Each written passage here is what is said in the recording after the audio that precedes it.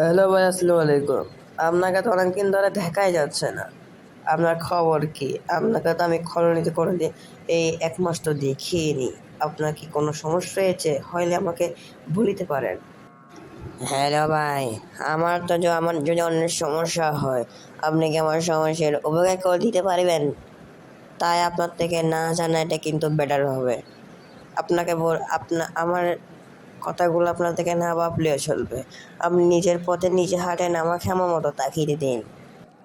ভাই, আপনি এরকম করে কেন বলিতেছেন? হয়তো আপনার সমস্যাগুলো আমি সমাধান করে দিতে পারি। আপনি আমাকে বলে দেখেন, দেখি আমি সমাধান করিতে পারি কিনা। আরে রাখেন মিয়া, আপনার তো এখন আমার সমস্যার সমাধান করে দিতে হইছে। আমার কত রকমের বন্ধু আছে, ওরাই আমার সমস্যার সমাধান করে দিবে। আপনি এগুলো নিয়ে ভাবেন না। দৌড়ে মিয়া, আপনার সাথে নাকি কথায় বলা আমার বেকার হয়েছে। সকালবেলা ঘুম থেকে উঠে পার্কে হেঁটে এসেছিলাম। দেখি আপনার সাথে দেখা হয়েছে কিনা সেটা অনেক একটা চিন্তায় ছিলাম।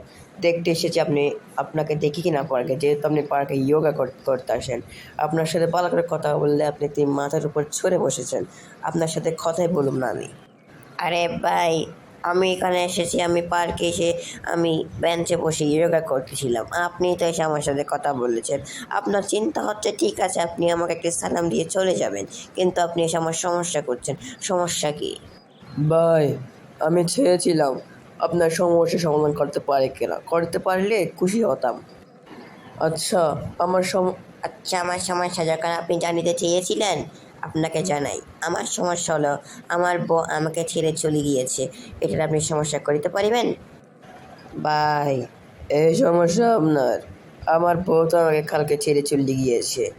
আপনি তাহ আমার বউ আমাকে ছেড়ে চলে গেছে, কিন্তু আমি কোনো কিছু সাহায্য চাইতে পারিনি। তাহলে আমি আর আপনি তো একই হয়ে গেলাম। আরে ভাই, আপনি কে বলেন? তাহলে আমার বউ আমাকে ছেড়ে চলে গিয়েছে, আপনার বউ আমাকে ছেড়ে চলে গিয়েছে। তাহলে আমরা তো একই পথের প্রতীক। ভাই, পরে দেখা হবে, চলে যাই।